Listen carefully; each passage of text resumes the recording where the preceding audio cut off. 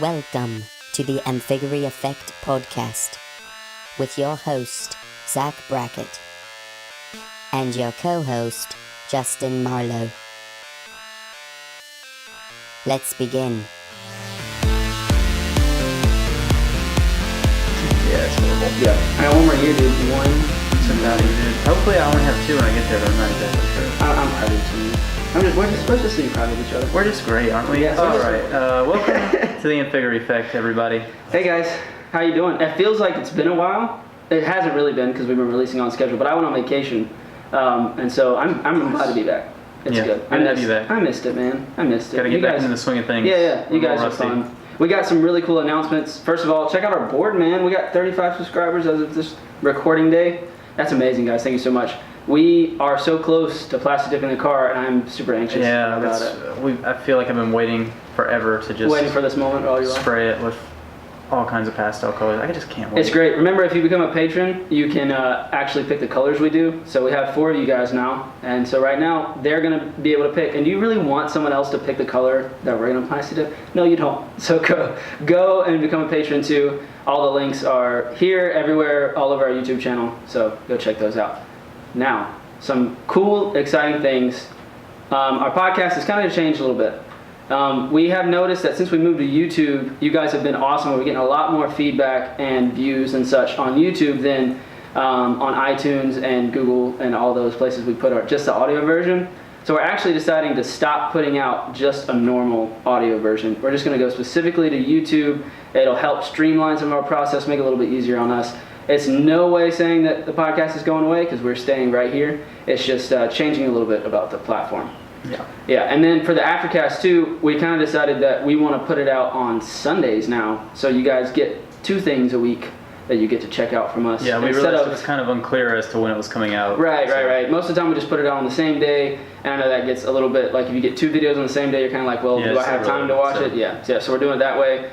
Some cool changes coming out, and I don't know if you guys noticed, but look at our shirts. We have merch now, guys. Pretty cool. Yeah, thanks so much for Teespring. Awesome website. I was actually kind of nervous when we went because they do stuff a little bit differently. I was kind of scared about the quality, but we have mugs now. Water tastes a million times better in this mug than in the other mug. Looks better too. Yeah, absolutely. You look so cool. You'll be the coolest kid on the block if you get some of our stuff. So I'll link that below too. And we tried to put some good prices up there for you guys. And I love our shirts, so I think you guys will too. So. Yeah. All right, that's enough business stuff. Enough of that. Shilling. Justin, what are we talking about today? Today we got a pretty interesting topic that I don't think a lot of people spend too much time thinking about, and I know that I certainly didn't either, but we're actually going to be talking a little bit about animal rights in particular. Is it okay to own pets? Yeah. Is it moral? Is it ethical to own a pet? I heard this question like a little bit ago. I think it was at school. And I never really thought about it that way. You know, you just kind of grew up having a dog or a cat or whatever, and you just kind of accept it. And I think it's good to call these things out in the question and make sure that everything you're doing is, ethical. So what I kind of have a viewpoint where I think that as long as you, as long as you treat your animals with respect and care, I feel like that is okay. There are definitely a lot of people that abuse animals, and I'm not for that at all, like in any circumstance. But I have 3 dogs right now, and I've had a lot of pets growing up, and so I love them, and I feel like I treat them all right, at least. So what do you think, Justin? Yeah, I mean, to me, it's I hate to agree with you on everything, but to me, it's like absolute bizarro world that people think there's a problem with owning a dog that loves you and taking care of it. Yeah. To me, it seems like just about the best thing you can do. Yeah. Well, with an animal. I mean. Well, PETA begs to differ. Right. Let's talk a little bit about PETA in particular. Yeah. And of course, we're going kind of like extreme. There are a lot of different organizations that take a little bit of a lesser extreme approach. But we looked up some stuff on PETA, and if you go to their website, you can find all this stuff. I can link this article that I'm talking about right now. But this article is called "Animal Rights Uncompromised," and in quotes, pets. And so essentially, they said that that they love the animal companions who share their homes. And I'm quoting here, but we believe that it would have been in the animal's best interest if the institution of pet keeping, breeding animals to be kept and regarded as pets, never existed at all.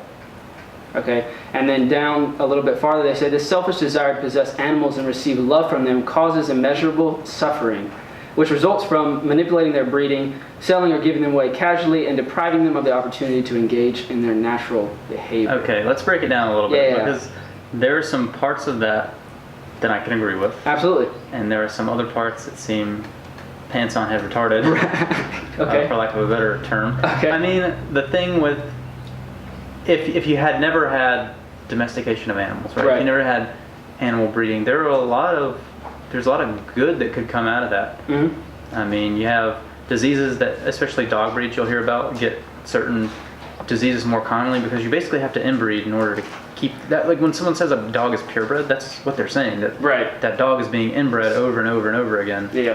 So you'd eliminate those sorts of problems.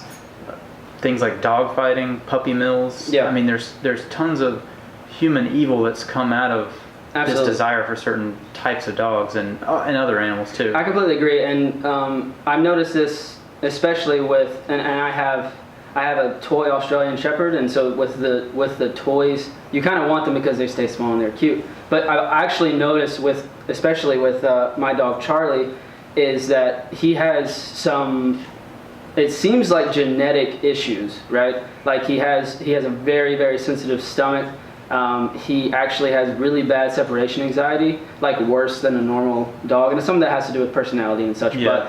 But I've read up on it, and it seems that they seem to have that problem quite a bit, and so it's because of things like that, Yeah. puppy mills, and we actually breeding and bred stuff. them to have those Right. disadvantages. There have been breeding to make dogs look a certain way, from like the wolf way back in the day that men started to domesticate to Yeah. help. And I believe that domestication at its core it was a benefit for both, right? I mean, so, and that's really the center of this conversation, right? Is domestication and whether or Right, not. right. And so you think caveman days, right? The men needed help hunting, and so dogs helped them hunt, and in return, men gave them food that they might not have been able to get on their own when food was scarce and all that. And so they formed this bond that then turned into what we do today.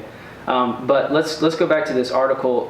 And I kind of heard this myth before, and they address it here. That PETA, I've heard that PETA wants no one to have pets ever. Like, no pets. I mean, they want to take all your. that's true, but Technically, it is true, but there's it's, nuance. yeah, they're not going to show up at your house and say, "Give me all your animals," one day. Right. It says at the very last paragraph, it says, contrary to myth, PETA does not want to confiscate animals who are well cared for and, quote, set them free. What we want is for the population of dogs and cats to be reduced through spaying and neutering, and for people to adopt animals from pounds or animal shelters, never from pet shops or breeders, thereby reducing suffering in the world. And again, as with most of this article, there's some things in there that I can completely agree with, and there's some things where I'm like, I think the part you have to zero in on, it's like this is a wider topic, sort of like ethical theory. They said the idea for doing all of these things is to reduce suffering in the world. right, And that makes perfect sense. Yeah. Anybody would want to do that. The problem I have is when you bring a dog into the world that's going to live a happy life with an owner, you're increasing the positive things in the world, not suffering. right, There's right. a difference there. Now, obviously, with homeless animals and things like that, we definitely need to be spaying and neutering. That much, Yeah. I don't think anybody's going to argue with. But to say that no one should ever have a pet because some of the animals that are created through this process of people wanting to have pets are going to suffer, Right. that It- doesn't follow to me. It'd be like saying no one should have children because some of them Yeah, get right, some of them mistreated. are gonna have right, that, and it's right. and I think we should make every effort to make sure things like that that they don't happen. The idea is we shouldn't just be minimizing suffering, we should also be maximizing happy animals. Right, and I'm all for the rescuing animals and adopting them instead of buying from pet shops Yeah, I and agree with breeders. Now there are some breeders that I found I bought our blue heeler from one of our friends that breeds, and they're not breeders in that sense. They just they're very close, very family oriented, and I felt very comfortable buying a puppy from them because they were treating their dog right, and it wasn't institutionalized and commercialized so much, Right. And I think that if you do that is a better alternative than going up to the pet store. where Yeah, they keep I them definitely in think things. pet stores, I mean, it's, and we'll talk about this a little more in detail later, but with the meat industry, if you eat your hamburger, you don't really know where that meat's coming from. There's a very good chance it's coming from a place that isn't treating those animals very well. Right. And it's very similar with the pet store. I got some guinea pigs from a pet store, which I would not recommend to anybody. Like Zach's saying, if you're going to get an animal, don't get it from a pet store. But they hadn't been handled a lot, clearly, and they're rodents, so you want to handle them a lot when they're small in order to make them more used to people. Right, so they don't bite you. Yeah, and it took, well, they never bit very much, thank goodness, but they were really skittish around us for months before they got used to us. Yeah, and they'll probably never be as sociable as some guinea pigs that were handled more from birth. Right. So, yeah, I mean, where you get your pets from, I think, is a hugely important thing, and I think that's why it's so important to spay and neuter, so that the only pets that are there are the high quality ones that are being cared for either by a breeder or by the person who wants to own them later, and we don't have these unwanted pets that are living crappier lives. The idea of like puppy mills, to me, it just always breaks my heart a little bit every time. It's like just about the most disgusting thing you can do. Just you sell the puppy for $700-800 and then turn around and keep the mom in a cage that she can barely move in and just take her out when she's in heat, and that's a terrible thing.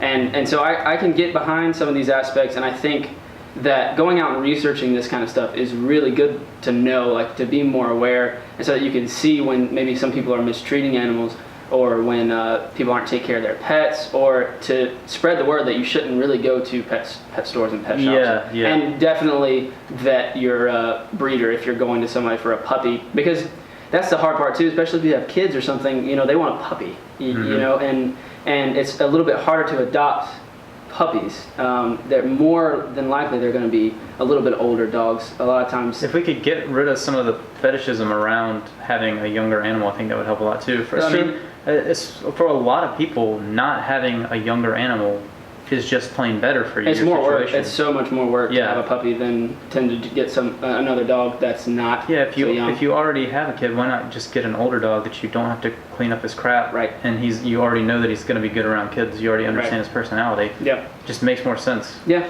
and they even do that specifically to breed too. Like if you want a specific breed, you can go to adoption centers for that breed. I know they do things for. I know there's a lot of stigma for pit bulls and things like that, but I know there's a lot of places like that where if you're looking to adopt a specific breed of dog, you can do that. But let's get a little bit let's broaden it a little bit more to the meat industry, because this is a little bit, I don't think I'm as vocal about it or searching out as much as I should be. That's really the problem with the whole issue, is that it's such an easy thing to ignore. Yeah.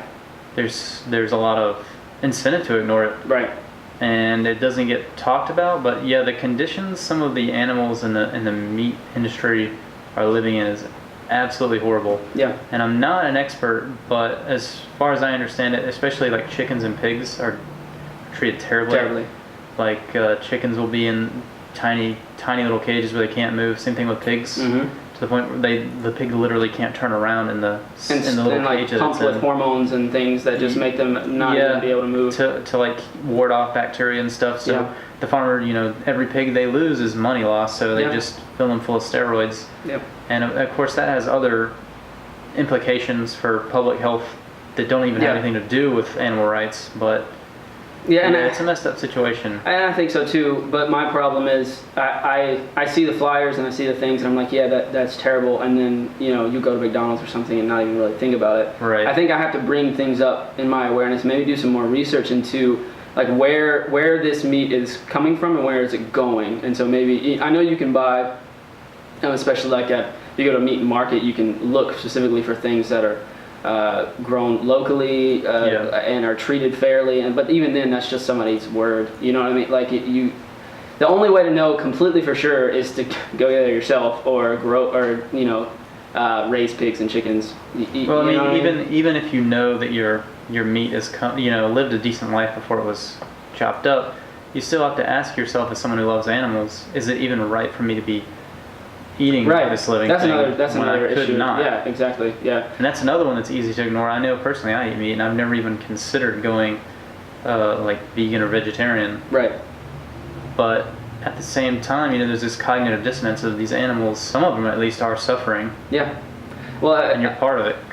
You're partaking. Yeah, you're supporting the industry that's doing it. So. And I saw this video once. It was in a supermarket, and they would have a table out for bacon, right? And these people would come up and... You've murdered 70 pigs. No. It was even worse than that. It was even worse. They came up and they would say, yeah, I like some bacon. He said, okay, and he'd pull her out and he would have a piglet. And he'd put him in a box, and the piglet wasn't harmed at all. Right. But he put him in a box, and then out came bacon the other side. You know, it's kind of like a prank. They would say, no, I don't want it. but then that calls into question. But that's what you're asking for. Right. And I mean that shows what the issue is that we just don't see it. I mean, if someone kicks a dog in front of you, most people are not going to just ignore that and keep walking. But these pigs are getting pushed into a meat grinder maybe 100 miles away from you. Yeah. Some factory. And they end up on your plate, but you don't think about it. Yeah, just as a sausage. Yep. So it's a lot harder to get up in arms about that. Yeah, it is. And I think that, again, we keep coming back to this every time we do one of these topics, is just the awareness of it, right? It's just making sure that you know how you're thinking and what you're doing, and so that you can come back and say, you know what, this is why I think what I think. And if that comes you being a vegan, then completely fine. So then that begs the question, Zach, well, what is our position on this? If we know that we're basically being hypocrites on the issue, what do we do now? I don't know, man. I think for me personally, it's I want to know where this meat's coming from and where it's going, right? I want to know, like, big corporations, are they all taking this terrible stuff? Is there anything that I can boycott to help improve the world? But I don't have a problem eating meat. I don't think you should abuse animals. I don't have a problem eating meat either, but I'm not sure if I should. I think I should have a problem with it. Personally, I'm basically just hoping that scientists will figure out a way to make lab meat that was never actually alive. Right. We won't have to worry about it. Yeah. And I've heard there's work being done on that front, but I mean, basically what I'm saying is I'm too lazy to do anything about it. Well, I mean, I think I understand that. The first step is awareness, right? I mean, that's the first thing you have to ask yourself is, like, how do I really feel about this? Should I change the way I think? And I think with pets, I think I have a pretty good idea and notion about where I stand. I think you should definitely adopt if you can, or get from breeders that you trust and know that they treat their animals right, if you just have to have a puppy for whatever reason. And I think that you should treat your animals with care, because you're like God to them. You provide food out of nothing, and you give them love and attention. So I think you should definitely be aware, but I don't think having pets is a bad thing at all. Yeah, I think it's something maybe that isn't taken seriously enough. Right. But I don't think in and of itself it's a bad thing. Right. Well, when you hear this, like we kind of did, you're kind of like, well, I mean, come on now, really? We're talking about pets? Do they, is this a bad thing? But when you dive into it, it's like, well, I never really thought about it this way and this way before, and it kind of expands how you think about things. I mean, as far as the pet thing goes, yeah, you keep your dog inside, you don't let him out, but you also keep your 6-year-old inside, you don't let him out for the same reason. Right. There's a lot of parallels we can draw. But I think overall, just make sure you take care of your animals, man. Yeah. I mean, just take care of them. Take care of your animals and take care of each other. Just give them love, man. That's all they want. They just want some love. A big kiss on the face. Yeah. That's what I do to my kitty. Yeah. Thank you guys so much for hanging out with us today. If you have pets, if you completely disagree, whatever the issue is, comment below so we know. If you want us to talk more about a specific topic of this, maybe dive into more why PETA thinks the way they do, or why meat is murder. Why meat is murder. Or why we're ignoring plant rights. Yeah, even that one. I want to talk about that one. That's what I want. You do some research on that one. Yeah, for sure. So please comment below with those, and please subscribe so we can get up and plasti dip my car, because that's going to be a blast. Check out our merch. We have some awesome stuff ready for you guys. So thank you so much for just making this stuff happen. It's exciting, man. Love you all. Thank you so much. See you next week.